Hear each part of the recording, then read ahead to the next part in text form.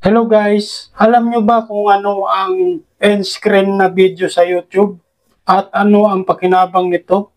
Para sa akin, mas maganda na mayroon pong end screen ang isang video dahil kapag gusto ko pa pumanood ng isa pang video ay hindi na po ako mahirapan sa paghahanap na may kaugnayan o kahalintulad ng video na pinapanood ko. Makikita po ito sa huling 5 at 20 segundo ng isang video na inyong pinapanood. Gusto mong malaman? Alamin sa video na ito. Ito po na video, mayroon po siyang end screen. I-click nyo lang po ito pagkatapos nyo manood ng video. Ito naman po ay wala. Lalagyan po natin siya ng end screen na video. Ito lang po ang ating gagawin. Una, itap po ang Google Chrome.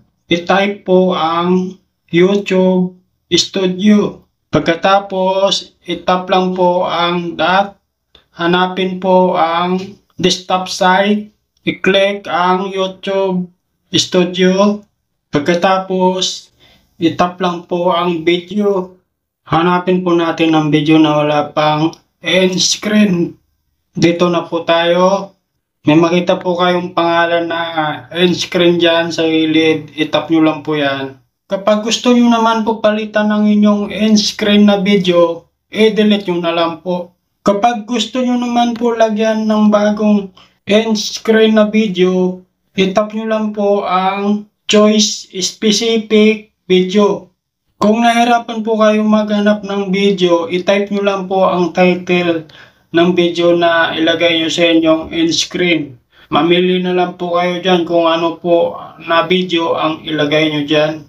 Siguraduhin nyo lang guys na ang video na ilagay nyo dyan ay mayroong kaugnayan o kahalintulad sa video na pinapanood ng inyong mga viewer para hindi na po sila mahirapan maghanap. Ganun lang po kadali guys. Okay guys, maraming salamat po sa inyong panonood at pagsuporta sa aking channel. Hanggang dito na lang po. Bye-bye!